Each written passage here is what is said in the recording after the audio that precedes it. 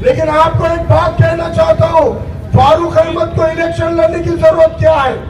फारूक अहमद चुनाव क्यों लड़ रहा है, इसका आपको वजह समझना जरूरी है। ये नांदेड़ की सरजमीन अंबेडकरवादी विचारों की और माइनॉरिटी मुसलमानों की सियासत की जमीन रही है। आपको ताज्जुब होगा कि आज 50 साल के नौजवान को, आदमी को भी पूछ लो कि नांदेड़ से कभी तुमने मुसलमानों का एमएलए देखा है, तो वो कहते हैं नहीं, मुसलमान आमदार नहीं बन सकता। आज 40 साल के, 35 साल के, 25 साल के नौजवानों को पूछो कि तुम्हारे नगर सेवक होते हैं, तुम्हारे स्टैंडिंग कमेटी का चेयरमैन होता है, तुम्हारा उप महापौर रहता है, तुम्हारा महापौर रहता है, तुम्हारा आमदार नहीं रहता, तो नौजवानों को लगता है कि मुसलमानों का आमदार नहीं होता। नांदेड़ की तारीख है, आजाद भारत के नांदेड़ में पहला लोकसभा का खासदार इस नांदेड़ में कोई बना था तो एक बौद्ध भाई हरिहर राज सोनू ने इस नांदेड़ का पहला खासदार बना हुआ है। इस नांदेड़ में लगातार 4 चुनाव में, खासदार की के 4 चुनाव में 2 नंबर का उम्मीदवार लोकसभा में रिपब्लिकन पार्टी का अंबेडकरवादी विचारों का रहता था। इसका मतलब आजाद भारत की सरजमीन में अंबेडकरवादी विचार यहाँ का जिले के अंदर की सियासत की जमीन थी। हमने देखा इस नांदेड़ में कांग्रेस 2 इलेक्शन लगातार हार गई आजाद भारत में। जब कांग्रेस जीत नहीं सकती थी, उस वक्त में कांग्रेस को एडवोकेट सैयद फारूक पाशा नाम की शख्सियत की उम्मीदवारी देनी पड़ी और उस वक्त इस आजाद भारत के पहला नांदेड़ का मुस्लिम एमएलए सैयद फारूक पाशा साहब चुनकर आए थे। सैयद फारूक पाशा साहब 62 में पहली बार चुनकर आए, 67 में दूसरी बार चुनकर आए, लगातार 3 बार चुनकर आने वाले हैट्रिक आमदार सैयद फारूक पाशा इस नांदेड़ के इसी सरजमीन, इसी कदीम शहर से चुन के आते थे। इस नांदेड़ में फारूक पाशा को एमएलए बनाने वाले जैसे मुसलमान थे, वैसे यहाँ के सेक्युलर जहन के ओबीसी और हिंदू भी थे, वैसे इस नांदेड़ के सेक्युलर जहन के बौद्ध और दलित समाज भी थे। सब समाज ने वोट किया और 1 नहीं, 2 नहीं, 3 बार फारूक पाशा आमदार बने। उसके बाद कांग्रेस के खिलाफ प्रोफेसर नूरुल्लाह खान खड़े रहे, कांग्रेस को हराकर प्रोफेसर नूरुल्लाह खान भी आमदार बने। 1967 से लेकर आज तक किसी मुसलमान को इन्होंने टिकट नहीं दिया था, लेकिन उनको चुन के भी आने नहीं दिया। कोशिश नहीं की, कोशिशें की। उस्मान साहब खड़े रहे, सोना बेटी वाले सत्तार भाई इलेक्शन लड़े, हमें सरवरी साहब इलेक्शन लड़े, अब्दुल समद बागवान साहब इलेक्शन लड़े, ईसा खान साहब इलेक्शन लड़े, गफ्फार खान साहब इलेक्शन लड़े, कई मुसलमान इलेक्शन लड़े, लेकिन ऐसी साजिशें की गई कि मुस्लिम कैंडिडेट को गैर मुस्लिम वोट नहीं देना चाहिए। मुसलमानों के इकट्ठा वोट लेने के बावजूद मुसलमान जब जीतने लगता था, कांग्रेस और शिवसेना के, कांग्रेस और भाजपा के तमाम लोग एक हो जाते थे और मुसलमानों को हराते थे।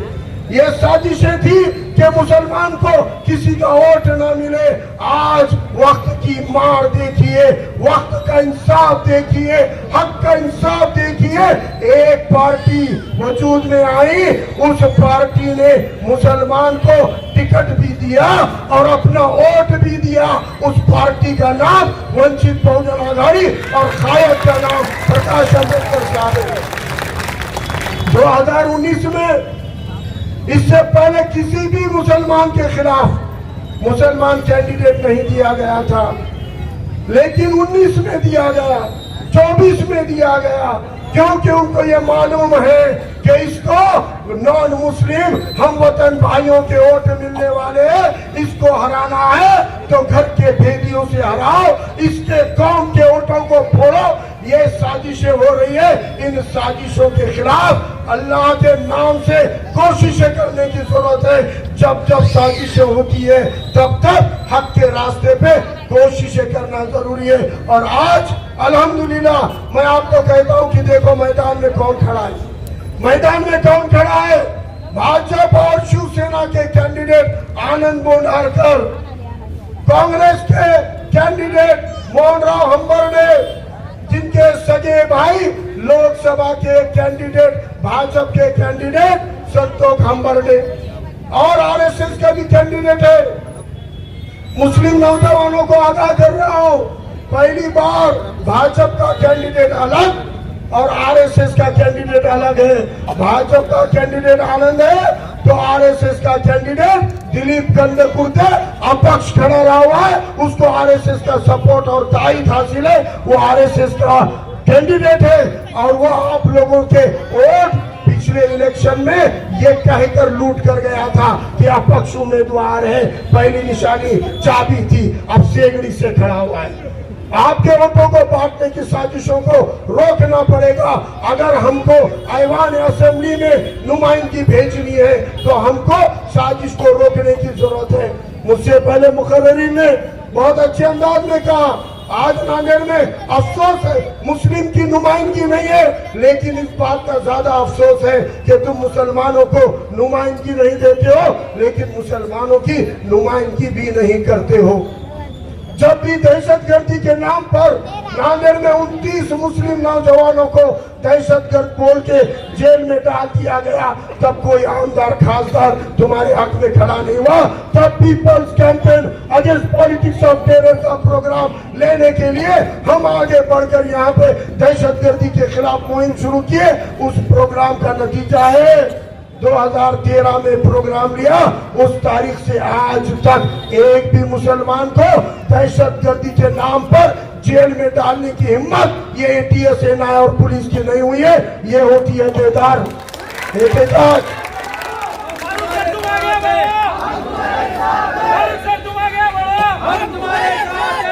2019 में हरा दिया, वोट को बांट के फारूक अहमद को हरा दिया गया। अफसोस मुझे हारने का नहीं है, लेकिन विधानसभा 19 के चुनाव खत्म होते जालिम सरकार ने एनआरसी और सीए चालू कर दिया। अफसोस ये था कि मैं अगर एमएलए होता तो इस सदन को हिला के कहता कि बिहार में बीजेपी की सरकार होते हुए सीए के खिलाफ ठराव मंजूर कर सकती है, तो कांग्रेस एनसीपी की उद्धव ठाकरे की सरकार रहते हुए महाराष्ट्र सदन सीए के खिलाफ ठराव क्यों नहीं लेता? अगर मैं सदन में होता तो झंझोड़ के पूछता कि मुसलमानों को बाहर रखकर सीए बनाया गया, ये संविधान के आर्टिकल 14-15 के बराबर है क्या? नहीं है। तो अगर केंद्र की सरकार एनआरसी सीए लागू करेगी तो महाराष्ट्र की सरकार सीए लागू नहीं करेगी, इसका ठराव मंजूर कराता। उसके फौरन बाद कोविड आ गया, कोरोना आ गया। अगर एमएलए होता तो दवाखानों के अंदर बेड बढ़वाने के लिए, ऑक्सीजन के लिए, दवा इंजेक्शनों के लिए असेंबली में और सीएम से लड़ता। लेकिन अफसोस उस वक्त भी हमको लड़ाई रास्तों पे लड़नी पड़ी। मैं अगर उस वक्त एमएलए होता तो हमारे छोटे छोटे कारोबार, चाय के टपरी के, तारी के होटल बंद कर दिए गए, पुलिस के डंडे मारे गए। उस वक्त असेंबली में होता तो ये छोटे छोटे कारोबारों को खुलवाने की आवाज उठाता। अफसोस उस वक्त असेंबली में नहीं था, लेकिन रास्तों पे उतरकर जेल में जाकर भी ये दुकानें खुलवाने का एहतजाज रास्तों पे करना पड़ा। अगर असेंबली में होता तो जब राज ठाकरे मस्जिद के भोगों की आड़ में महाराष्ट्र में दंगे फैलाना चाह रहा था, उस वक्त मेरे पार्टी के कायद सुजात अम्बेडकर ने कहा था मस्जिदों के आगे हनुमान चालीसा पढ़वाना है, दंगे कराने हैं तो राज ठाकरे अपने बेटे को भेज, अब बहुजन का बच्चा मुसलमानों के खिलाफ दंगा नहीं करेगा। ये कहने का दम सुजात अम्बेडकर ने दिखाया। और उस वक्त पार्टी की तरफ से प्रदेश अध्यक्ष रेखा ताई ने मंत्रिमंडल सर्वपक्षीय बैठक में कहा कि राज ठाकरे महाराष्ट्र में दंगे कराना चाहते हैं, राज ठाकरे के खिलाफ यूएपीए के तहत मामला दर्ज करके राज ठाकरे को आतंकवादी बोल के जेल में डालो। ये डिमांड की। अगर असेंबली में होता तो असेंबली में राज ठाकरे के खिलाफ यूएपीए की मांग कर पाता। जब औरंगजेब रहमतुल्लाह के नाम पर, हजरत टीपू सुल्तान के नाम पर महाराष्ट्र में दंगे हो रहे थे, औरंगाबाद में दंगा हुआ, कोल्हापुर में दंगा हुआ, अमरावती जिले में, सोलापुर में और सभी जिलों में स्टेटस पे गुने दाखिल हो रहे थे, लॉकअप में बच्चों को डाला जा रहा था। असेंबली में होता तो मैं पूछता फडणवीस को कि फडणवीस गृह मंत्री होने के नाते बता कि आज अगर टीपू सुल्तान का स्टेटस रखने पे गुना दाखिल करता है तो डॉक्टर बाबा साहब अम्बेडकर ने भारत के संविधान में हजरत टीपू सुल्तान की तस्वीर लगाई है, क्या उखाड़ सकता है? मैं असेंबली में नहीं था, लेकिन रास्ते की लड़ाई अली जनाब प्रकाश अम्बेडकर साहब की क़यादत में हमने लड़ी और औरंगजेब रहमतुल्लाह के मज़ार पर प्रकाश अम्बेडकर साहब खुद गए और जाकर कहा कि हाँ मैं औरंगजेब के रहमतुल्लाह के मज़ार पे आया हूँ। औरंगजेब रहमतुल्लाह 54 साल इस भारत के सुल्तान रहे हैं और मैं यहाँ आया हूँ, मैंने फोटो उतारी है, क्या बिगाड़ सकते बिगाड़ो, ये बोलने का दम करो। नबी करीम सल्लल्लाहु अलैहि वसल्लम की अगर वहां पे कहीं शान में गुस्ताखी होती है, बेहुरमती होती है तो एक साजिश है। कल को उठ कर 1000 चमचे आ रहे हैं, कोई भी उठ के कर रहा है, यहाँ हो रही है वहां हो रही है, बंदोबस्त क्या है? हम प्रकाश अम्बेडकर साहब को बोले कि साहब ये बेहुरमती करने वाला सामने के दरवाजे से अटक करके लाके पीछे के दरवाजे से छोड़ देते। तब प्रकाश अम्बेडकर साहब ने कहा एक कड़क कानून बनाने की जरूरत है जिसके तहत अगर कोई नबी की शान में गुस्ताखी करता है तो उस पर एट्रोसिटी से भी ज्यादा कड़क कानून लगाकर महीनों जेल में डालने का पर फिर अगर किसने बनाया, अली जनाब प्रकाश अम्बेडकर साहब ने बनाया, न सिर्फ बनाया, उसको विधान परिषद में टीचर कॉन्स्टिट्यूंसी के कपिल पाटिल नाम के आमदार के जरिए टेबल भी किया। आज भी पैगंबर बिन आईवान के अंदर जिंदा है। मेरे ताई को मालूम है, मकान पे बैठकर हमने ताई के सामने ही प्रकाश अम्बेडकर साहब को पैगंबर बिल बनाने की गुजारिश की थी। इसलिए आज ये सारी चीजों के लिए आईवान असेंबली के अंदर आवाज उठानी है। मुसलमानों के एमएलए होते तो हैं लेकिन वो अपनी पार्टियों के गुलाम होते हैं, वो अपनी पार्टी के आका के कहे बिगर असेंबली में आवाज नहीं उठाते। मैं आपसे इल्तिजा करता हूँ, एक मौका दीजिए, एक मौका दीजिए। 25 साल जिंदगी, पूरी समाजी जिंदगी खुली किताब की तरह है। अल्हम्दुलिल्लाह फारूक अहमद सिवाय अल्लाह के किसी के पाप को नहीं डरता। ये मैं दावे के साथ कहता हूँ कि असेंबली में आपके लिए लड़ने के लिए मौका चाहता हूँ।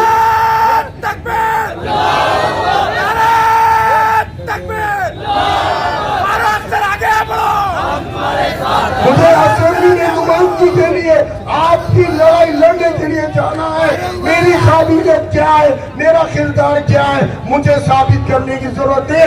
अल्हम्दुलिल्लाह मेरी नाने की आवाम मुझसे वाबस्ता है, बेहतर तरीके से जानती है। मैं आपसे इंतजार करता हूँ, एक जल्दी अपने वोटों का डिवीजन रोकिए, वोट बटने मत दीजिए।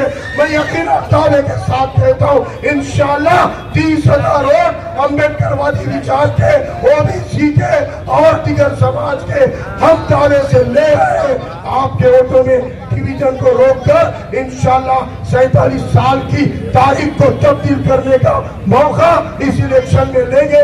आप तमाम लोगों ने इतनी कसीर तादाद में शिरकत की, आपकी मोहब्बतों को सलाम करता हूँ, अपनी जगह लेता हूँ। अल्लाह हाफिज, जय भीम, खुदा।